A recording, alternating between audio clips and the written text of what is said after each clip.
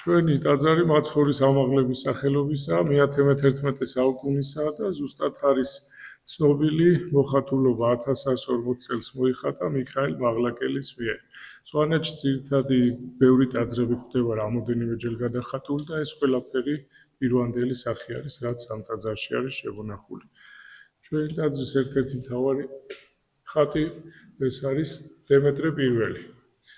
დავით აღმაშენებლის შვილი შეხარ მენახის საგალობელი ვინც დაწერა და მისი ერთადერთი ფრესკა არის და ეს ფრესკა ორი რამით არის ერთადერთი. ერთი რომ დემეტრე პირველის ფრესკა ამ ფრესკის გარდა არსად არ არსებობს, როცა აღიკვეცა ბერად და ამიანე დაერქვა და გარეთში მოღვაწეობდა, იქ იყო მისი ფრესკა და მე-19 საუკუნეში დროთა ჟამის გამო წაიშალა და მარტო ამ ტაძარმა შემოგვინახა და მეორე ამ ფრესკაზე მეფეთ კურთხევის სცენა ასახული და მეფეთ კურთხევის სცენაც გარდა ამ ფრესკისა სხვაგან არსად არ გვხვდება. სვანი ერისთავები ხმალს არ ტყავენ აქეთ-იქიდან და ნიშნად იმისა, რომ მეფე მირონცხებულია და ღვთისგან იკურთხება, უხილავად მაცხოვარი და მთავარანგელოზი გვირგვინს ადგას. აი აქეთ ხარეზე მაცხოვარია მაღლა კუთხეში, იქით მთავარანგელოზი და ხელი აქვთ ხაცვილი და გვირგვინს ადგავენ. შემდეგ ერთ-ერთი მნიშვნელოვანი წარწერიანი ფრესკა იქით ამ ხარეზე მაცხოვრის ხატის მაღლა თაღში რომ არის სასულიერო პირია და ასეთი წარწერა აქვს, რომ მე ამ სოფლის მამასახლის ივარო, ჩემი მამასახლის ოვის პერიოდში მოიხატავ ეს ტაძარიო, ძალიან ძვირფასი არისო და ამ ბერძ ვიტოვებს, რომ გაუფრთხილდითო ძველი ქართულით ასე წერია კვამლისაგან შეიწყნარეთ ხატულიო, რათა არაფერი დააგლდესო.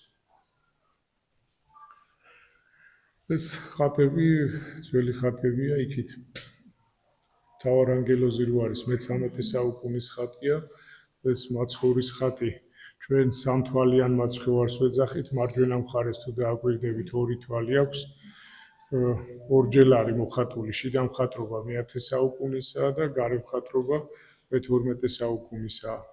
ეს ხატი მირონდინარე ხატია, ტაძარი ამოქმედა 2004 წელი იყო და მირონდენა დაიწყო.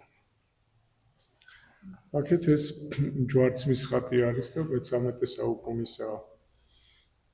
ეს ჯვარცმის ხატიც სარესტავრაციოდ იყო და ღვთისმადლით დაბრუნდა და რო დაბრუნდა, ღამის პირველ საათზე მოვაბრძანეთ და მერე დავაკვირდით, რომ ჯვარცმა თენდებოდა. და არ ემჩნეოდა და აი ახლა ყველა რო დააკვირდებით, ყველაფერი ნათლად ჩანს და განსაკუთრებული ჯვარცმა ამდენი მონაწილე, ასე ვთქვათ, ჯვარცმის პროცესში ასახული, შეიძლება ითქვას, რომ თითქმის არც ერთ ხატზე არ არის.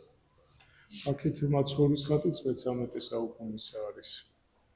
ეს კანკელის ზედამდებარე ხატია, 11-12 საუკუნისაა დაახლოებით და ეს ნახევარი არის, ნახევარი დაკარგულია და ახარებლებია თუ ვინახავს. ეს მაცხოვარია შუაში, მერე ნათლის ცემელია, აქეთ იქით ღვთისმშობელი იქნებოდა, აქეთ მთავარანგელოზია, მერე მეორე მთავარანგელოზი იქნებოდა, მერე პეტრია, იქით პავლე იქნებოდა მოციქული და მერე მახარებლები, სახარების ავტორები, ორი არის და ორი იქით იქნებოდა. ის ღვთისმშობლის ხატი არის ნამდვილი სვანური ხატწერის ნიმუში, ასე ვთქვათ, პირდაპირ დაუმუშავებელ დაფაზე არის დაწერილი. ანუ დაუმუშავებელში იგულისხმება, რომ არც ტილო აქვს, არც გრუნტი, არაფერი, პირდაპირ ფიცარზე არის დაწერილი და თან თუ დააკვირდებით თავისი ხის ფაქტორით, ფიჭვი არის და მე-13 საუკუნისაა ამდენი წელი გაძლო. შარავანდედები არ აქვს, ჭედურობით ჰქონდა და აღარ შემორჩა და სვანეთში რომ ხატები იწერებოდა, წინასწარ განსაზღვრული იყო, რომ ყველა უნდა მოჭედილი იყო. ახლა ეს ხატები ყველა მოჭედილი იყო ჯვარცმის გარდა. ის ხატები და ჭედურობა აღარ შემოგვჭა.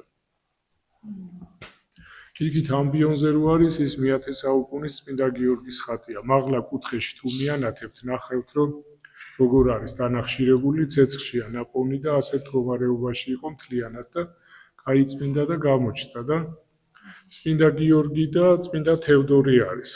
ეს ხატი განსაკუთრებული არის, რომ წმინდა გიორგი დიოკლეტიანეს ხმირავს მაგ ხატზე და თევდორე გველეშაპს, ანუ ორივე არის გამოხატული, დიოკლეტიანის და გველეშაპიც. თან კიდევ ერთი დიდი განსხვავება აქვს, რომ დიოკლეტიანეს შარავანდებით არის გამოსახული.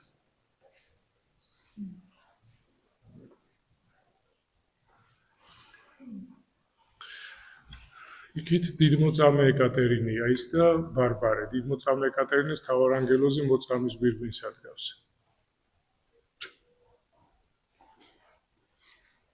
მამა აქ დიმიტრე მეფეს გვირგვინის დადგმის მამამისსა და ამაში აკადია არა უნდა ეხატოს? აბა ცოცხალი ისტორია კი, ისტორიული ცოცხალი იყო მაშინ დავით აღმაშენებელი როცა დემეტრე გავიდა სად არის აქ ფრესკაზე არ არის ხო ფრესკაზე არ არის. ამ ფრესკას ცოტა სხვა დანიშნულება აქვს. მაინც ამოპირებდი მოკოლას, მაგრამ ახან ეგეთ შეკითხვა და მისით მოუყვები ერთ პატარა ისტორიას. საინტერესო მომენტია სვანეთი ყოველთვის შედიოდა ერთიანი საქართველოში, არასოდეს არ ყოფილა განდგომილი. ყველა მიცით საქართველოს ისტორია და ქართლს, კახეთს, იმერეთს ცალ-ცალკე სამეფოები ჰქონდა და ყველა სამთავრო იყო რაღაც პერიოდში განდგომილი და ან დაპყრობილი და ასე შემდეგ და სვანეთი ყოველთვის ერთიანი საქართველოს ნაწილი იყო და დიდგორის ბრძოლის დროს გადმოცემით ცოტაოდ დაიძაბა ურთიერთობა დავით აღმაშენებელს, ანუ ერთიანი საქართველოსა და სვანეთს შორის. და როდესაც დემეტრე გამეფდა, ეს ფრესკა ასეთი ისტორია აქვს ახლა ამ ტაძარშია და სხვაგან მეფეთ კურთხევის სცენა არსად არ გვხვდება, ხო შეიძლება შეგხვედრო და შეიძლება დემეტრე პირველის ფრესკა არსად არ შეგვხვდეს, არ არის გამორიცხული, მაგრამ მეფეთ კურთხევის სცენაც რო არსად არ გვხვდება, ესე იგი არ იხატებოდა ეს სცენა. და მეფე, რა თქმა უნდა, სვეტ ცხოველში იკურთხება, მით უმეტეს ერთიანი საქართველოს პერიოდია და ეს ტაძარი დემეტრე პირველის მეფობის მე-15 წელიწადს არის მოხატული მიქაელ მაღლაკელის მიერ. და დემეტრე პირველი ამ დაძაბულობის მოსახსენებლად მეფეთ ნაკურთხია, წლები გასულია, ამოყავთ ამ ტაძარში და მეფეთ აკურთხებენ. თეატრალიზებულად, დიპლომატიურად, რომ შერიგება მომხდარიყო და ამ ნაბიჯმა იმუშავა და ამით ყველაფერი დამშვიდდა და